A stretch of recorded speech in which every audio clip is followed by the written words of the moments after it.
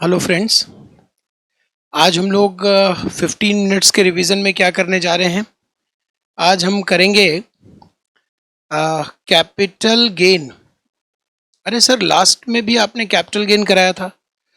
हाँ, इंट्रोडक्शन था वो। और आज हम कैपिटल गेन में एक कॉम्प्लिकेटेड सेक्शन करने जा रहे हैं। सेक्शन 45(5). ये सेक्शन है जब कोई कैपिटल एसेट गवर्नमेंट द्वारा कंपलसरी अक्वायर कर लिया जाए। आप जैसा कि जानते होंगे कि गवर्नमेंट के पास राइट है कि वो पब्लिक इंटरेस्ट में किसी की प्रॉपर्टी, जैसे हाईवे बनाने के लिए, ब्रिज बनाने के लिए, डैम बनाने के लिए, रेल सिस्टम के लिए कंपलसरी एक्वायर कर सकती है और उसके बदले उस व्यक्ति को कंपनसेशन दिया जाता है। कंपलसरी एक्विजिशन के बदले उस व्यक्ति को कंपनसेशन दिया जाता है। उसके ऊपर क्या टैक्स ट्रीटमेंट होगा वो हम आज डिस्कस करेंगे। देखिए, सबसे पहले ये चार्ट में कवर करने जा रहा हूं। आप इस चार्ट को पहले देखिए। इसमें 3 सेक्शन इन्वॉल्व है, सेंट्रल गवर्नमेंट और आरबीआई। देखिएगा बेटा, सेंट्रल गवर्नमेंट और आरबीआई अंडर एनी लॉ जो इनफोर्स में है, यानी इंडियन लॉ के अंतर्गत किसी कैपिटल एसेट को कंपलसरी एक्वायर करती है तो इसे ट्रांसफर माना जाता है एज पर सेक्शन 2। इसे ट्रांसफर मान लिया जाता है as per section 247। As per section 247 इसे ट्रांसफर मान लिया जाता है। ठीक, अब कैपिटल एसेट के हमने 2 हिस्से कर दिए। पहला हिस्सा ये अर्बन एग्रीकल्चरल लैंड है। पहले हिस्से में हमने किया अर्बन एग्रीकल्चरल लैंड। अगर ये अर्बन एग्रीकल्चरल लैंड है और इसका नेचर लॉन्ग टर्म आ रहा है, लास्ट वीडियो से आप चेक कर सकते हैं लॉन्ग टर्म कैसे आता है, 2 साल से ज्यादा होल्ड किया हो तो इंडिविजुअल एचयूएफ के केस में इसके पैसे 100% एग्जम्प्ट हो जाएंगे। इनके ऊपर कोई टैक्स ट्रीटमेंट नहीं आएगा। सर, एक सिंपल लैंग्वेज में समझाओ। आप इंडिविजुअल हो या हिंदू अनडिवाइडेड फैमिली हो, आपके पास अर्बन एग्रीकल्चरल लैंड है और वो 2 साल से ज्यादा पुरानी होल्डिंग है आपकी, मोर देन 2 ईयर, और गवर्नमेंट ने किसी स्कीम में आपके इस जमीन को कंपलसरी एक्वायर कर लिया, तो जो गवर्नमेंट से मुआवजा आपको मिलेगा उस पर कोई टैक्स ट्रीटमेंट नहीं होगा। वो फुल्ली एग्जम्प्टेड है सेक्शन 1037 में। ठीक है सर। अच्छा सर, ये अर्बन है, अगर रूरल एग्रीकल्चर लैंड होता तो फिर गड़बड़ हो जाता और हम आपसे कहते कि आप पुराना वीडियो क्यों नहीं देखते। ठीक, इसके पहले वाले वीडियो में मैंने बताया था कि rural agriculture land in India is not a capital asset, तो कैपिटल गेन और टैक्स ट्रीटमेंट का प्रश्न ही नहीं उठता। अर्बन एग्रीकल्चर लैंड अगर आप बेचते हो तो कैपिटल गेन आएगा और उस पर टैक्स भी देना पड़ेगा। लेकिन अगर अर्बन एग्रीकल्चर लैंड गवर्नमेंट ने कंपलसरी एक्वायर कर लिया तो जो मुआवजा आपको मिलेगा वो 1037 में 100% एग्जम्प्ट है। तो पहला हिस्सा हमने किया अर्बन एग्रीकल्चर लैंड। एक और हिस्सा बीच में मैं लेकर आया हूं, लिमिटेड स्कोप है इसका, हर कोई जो सुन रहा है उसके लिए जरूरी नहीं कि एप्लीकेबल होगा। ये आंध्र प्रदेश के सरकार ने अभी लैंड पूलिंग स्कीम के अंतर्गत, पीछे लैंड पूलिंग स्कीम के अंतर्गत अमरावती जो वो कैपिटल बना रहे हैं उसके लिए उन्होंने बहुत सारे जमीन को अक्वायर किया। ये कंपलसरी एक्विजिशन के अंतर्गत था और सेंट्रल गवर्नमेंट ने उसके लिए लॉ बनाया सेक्शन 1037A कि जिनको भी मुआवजा मिला है या जमीन के बदले जमीन मिली है लैंड पूलिंग स्कीम के अंतर्गत आंध्र प्रदेश सरकार द्वारा, चाहे मुआवजा मिला है या लैंड के बदले दूसरे जगह पर कहीं लैंड मिली, वो टोटली टैक्स से एग्जम्प्ट रहेगा, टैक्स फ्री रहेगा। वो है सेक्शन 1037A। तो लिमिटेड स्कोप था, मैंने डील कर लिया। अब आते हैं कैपिटल एसेट्स अदर देन ये दोनों स्कीम को हटाकर, other than urban agriculture land, other than Andhra Pradesh वाला केस, अदर कैपिटल एसेट्स। अगर अदर कैपिटल एसेट्स में क्या आता होगा सर? जनरल केस अगर हम लेंगे तो जमीन ही आता है, लैंड ही आता है, इंक्लूडिंग बिल्डिंग भी आ सकता है। कंपलसरी एक्विजिशन गवर्नमेंट करती है और इसके ऊपर सेक्शन 45(5) एप्लीकेबल होता है। 45(5) जो कहता है कि कैपिटल गेन टैक्सेबल तो होगा, टैक्स तो लगेगा, लेकिन टैक्सेबिलिटी का ईयर चेंज कर देंगे हम, क्योंकि गवर्नमेंट से पैसा इतनी आसानी से नहीं मिलता। ऐसा नहीं मैं कह रहा हूं कि गवर्नमेंट जानबूझकर पैसा नहीं देती, बल्कि मैं ये कहना चाहता हूं कि गवर्नमेंट जब ये कंपल्सरी एक्विजिशन करती है तो किसी एक जमीन का नहीं करती, कई जमीन एक साथ कंपल्सरी एक्वायर होते हैं, तो फंडिंग की प्रॉब्लम रहती है। साथ ही साथ जमीन का असली मालिक कौन है, इसके आइडेंटिफिकेशन में, सरकारी कागजातों में, सरकारी दफ्तरों में टाइम लग जाता है ये पता लगाने में कि रियल ओनर कौन है, ताकि कोई भी पैसा गलत हाथों में ना चला जाए। तो इसमें टाइम लग जाता है, इट विल टेक टाइम।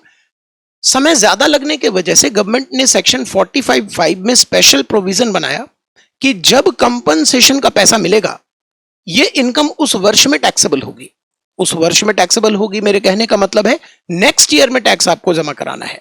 जैसे एग्जाम्पल के तौर पर मैं अगर आपको एक अपने बुक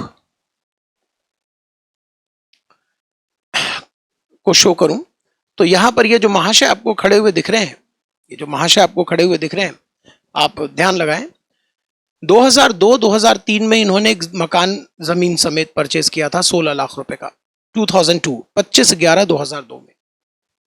ओके, अब क्या है कि 16-17 में, 16-17 में इनके मकान का कंपल्सरी एक्विजिशन गवर्नमेंट ने कर लिया। कंपल्सरी एक्विजिशन हुआ है 16-17 में, यानी इनके पास चिट्ठी आई होगी, नोटिस आया होगा कि आपके जमीन को कंपल्सरी एक्वायर कर लिया गया है, यहां से मेट्रो का प्रोजेक्ट निकलना है। ठीक है, 75 लाख का मुआवजा तय हुआ, लेकिन यह मुआवजा मिला कब? 1920 में 5 लाख रुपए मिले और 2021 में 70 लाख रुपए मिले। मैंने जानबूझ के ये फिगर उल्टा किया है, वैसे जरूरी नहीं है कि इतना कम मिलता है, जानबूझकर, ताकि कम मिलने पर भी क्या टैक्सेबिलिटी हो ये आप जान सको। तो एक एग्जाम्पल है, प्रैक्टिकली नहीं है। 5 लाख रुपए एक बार में मिला, अगर 2 टुकड़ों में मिले तो क्या होगा? वैसे तो एक ही बार में मिल जाता है, लेकिन 2 टुकड़ों में अगर मिलता है तो टैक्स का ट्रीटमेंट क्या है, हम वो डिस्कस कर रहे हैं। 1920 में 5 लाख रुपए मिले और 2021 में 70 लाख रुपए मिले। ठीक, अब इसकी टैक्सेबिलिटी क्या होगी? इसकी टैक्सेबिलिटी जिस ईयर में पहला मुआवजा मिलता है, इनका जो कैपिटल गेन कंप्यूट होगा वो उस ईयर की इनकम मानी जाएगी, यानी इस महाशय के कैपिटल गेन की इनकम 19-20 की मानी जाएगी, 1920 की मानी जाएगी, और इस महाशय को 2021 में टैक्स जमा कराना है, AY 2021 माना जाएगा। ठीक, सबसे इंपॉर्टेंट चीज जो मुझे लास्ट वीडियो के बाद आप लोगों ने कमेंट में डिमांड में रेज किया कि सर हमें एक कंप्यूटेशन भी बता दो, इंडेक्सेशन भी बता दो। इंडेक्सेशन बहुत कॉम्प्लिकेटेड होता है कैपिटल गेन में बेटा, इसके लिए आपने पढ़ाई की होगी तो आपको समझ आता है।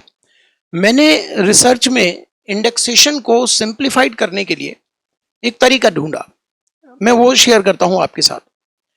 अगर आपको इंडेक्सेशन सही करना है, कि गलत नहीं होनी चाहिए आपकी इंडेक्सेशन क्वेश्चन में, एग्जाम में या प्रैक्टिकल लाइफ में, तो आपका कमांड पीरियड ऑफ होल्डिंग पर होनी चाहिए। पीरियड ऑफ होल्डिंग आपका जितना स्ट्रांग होगा, जितना सही कमांड होगा, इंडेक्सेशन उतना ही बेहतर होगा। मैंने क्या कर रखा है, जैसे देखिए भाई साहब की पीरियड ऑफ होल्डिंग आप क्या लेंगे, कहां से कहां तक इनके पास मकान होल्ड रहा? 25/11/2002 से 26/8/2016, होल्डिंग तो इनकी यहीं खत्म हो गई है। अब देखिए मैंने होल्डिंग रखा है 25/11/2002 से 26/11/2002 से 26/8/2016। अब मैं इंडेक्सेशन का फॉर्मूला क्या करता हूं, ये जो वर्ष है फाइनेंशियल ईयर, आप इसे आइडेंटिफाई करें, ये कौन सा फाइनेंशियल ईयर है? 16-17। 16-17 का इन्फ्लेशन इंडेक्स यहां रखूंगा ऊपर, और डिनोमिनेटर में 2002-3 का इन्फ्लेशन इंडेक्स रखूंगा। पीरियड ऑफ होल्डिंग अगर आपको मालूम है तो इसी तरीके से आप कॉस्ट ऑफ एक्विजिशन को आसानी से इंडेक्स कर सकते हो। यहां मैंने 16-17 लिखा है, आपको तो इन्फ्लेशन इंडेक्स दिया होगा या आप जानते होंगे, वो यूज करना होता है इसमें। इन्फ्लेशन इंडेक्स तो आपको नेट पे भी मिल जाएगा और किताबों में भी मिल जाएगा। इन्फ्लेशन इंडेक्स हमारे बुक में सब जगह होता है। वो तो आपको शायद मालूम नहीं है कि इन्फ्लेशन इंडेक्स की हिस्ट्री क्या है। यहां पर तो बेस ईयर आपको बेस ईयर 2001-2 दिख रहा है, लेकिन इससे पहले बेस ईयर हुआ करता था 1981-82। अब आप कहोगे सर हमें पता है 81-82 बेस ईयर होता था, हम जानते हैं, लेकिन क्या ये जानते हो कि 81-82 से भी पहले बेस ईयर 1974 का हुआ करता था? नहीं जानते होगे। तुम्हें तो ये भी नहीं पता होगा कि 92-93 के बाद इंडेक्सेशन शुरू हुआ। 92-93 से पहले जिन लोगों ने कैपिटल गेन क्रिएट किया था, जिन लोगों ने कैपिटल एसेट बेचा था, उनमें लॉन्ग टर्म जब आता था तो इंडेक्स ही नहीं होता था। शॉर्ट टर्म और लॉन्ग टर्म एक ही आंसर हुआ करते थे उस जमाने में। चलो हम वापस अपने मुद्दे पर आते हैं। हमारा मुद्दा क्या है? Revision, 15 minute revision. 15 minute revision में आज हमने जो लिया है वो ये मुद्दा लिया है, ठीक है बेटा। तो मेरा ये कहना है कि ये जो कैपिटल गेन इस व्यक्ति का आएगा, ये किस ईयर की इनकम बनेगी? ये इनकम मानी जाती है जिस ईयर कंपनसेशन इसे रिसीव हो, या अगर कंपनसेशन का पार्ट रिसीव हो तो पार्ट वाले ईयर की इनकम मान ली जाती है। इनकम पूरी मानी जाएगी। जैसे फॉर एग्जांपल अगर मैं इसे इंडेक्स करने के बाद यहां पर मान लेते हैं कि 12 लाख रुपए का कैपिटल गेन क्रिएट हुआ, सपोज करें, तो ऐसा नहीं है कि इसे 5 लाख मिला है तो सिर्फ 5 लाख टैक्सेबल होगा। ये पूरी इनकम 2019-20 की मानी जाएगी और इनका AY 2020-21 माना जाएगा। ठीक है सर।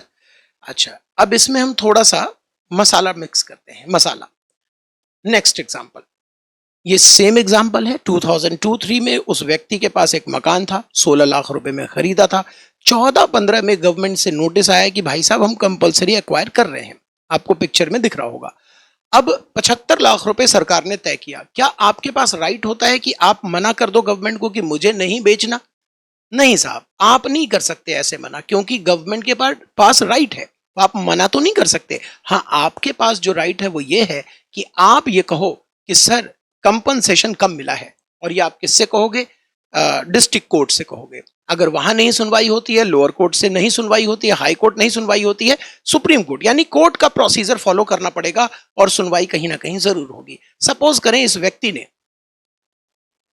कोर्ट में केस किया, कोर्ट में केस किया कि मुआवजा हमें कम मिला है।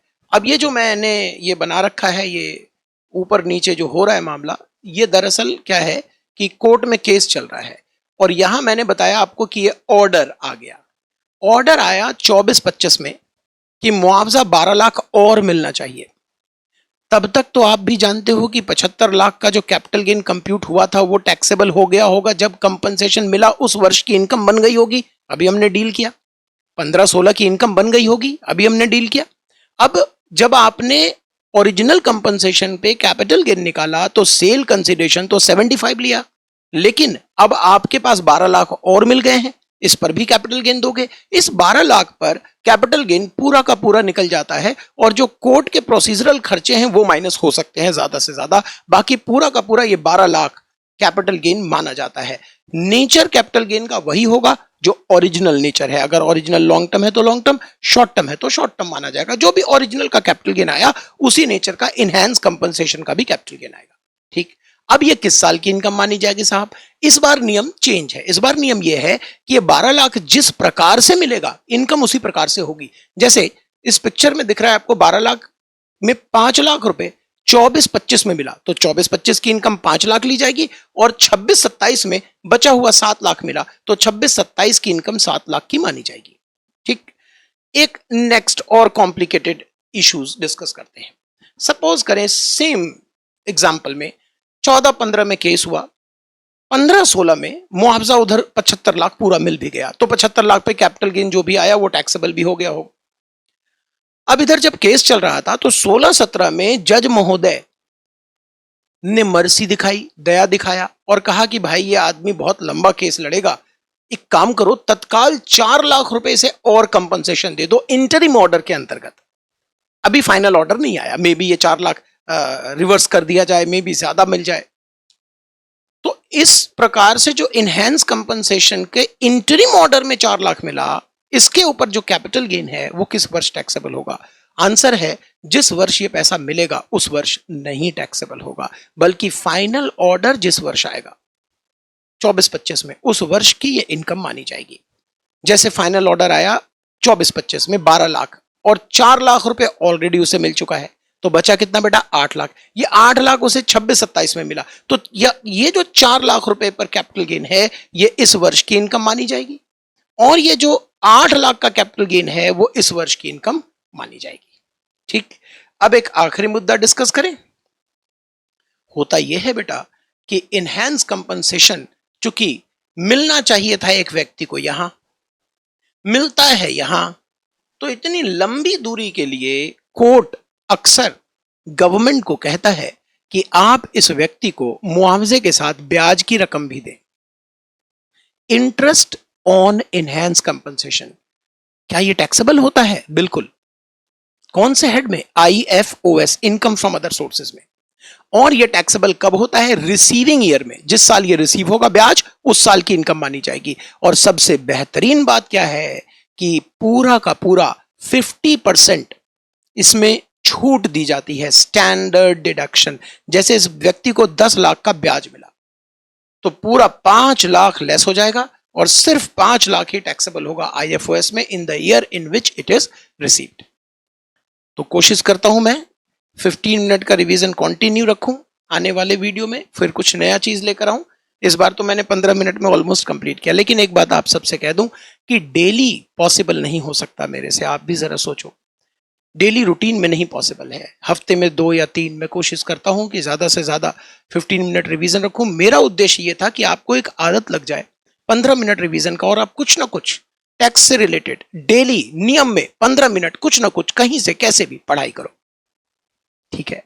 तो आप वीडियो शेयर मैं देख रहा हूं अभी बहुत बच्चे कर रहे हैं वीडियो शेयर। ये अच्छी बात है कि वो ये नहीं सोच रहे कि उसे भी मालूम हो जाएगा। आपके दोस्त, आपके friends, colleague, near and dear, इन सब के साथ शेयर कीजिए। उनको भी ये आदत लगाएं कि 15 मिनट का वो रिवीजन कोई ना कोई टॉपिक का करते रहें और नॉलेज एनहांस करते रहें। Thank you so much, bye bye.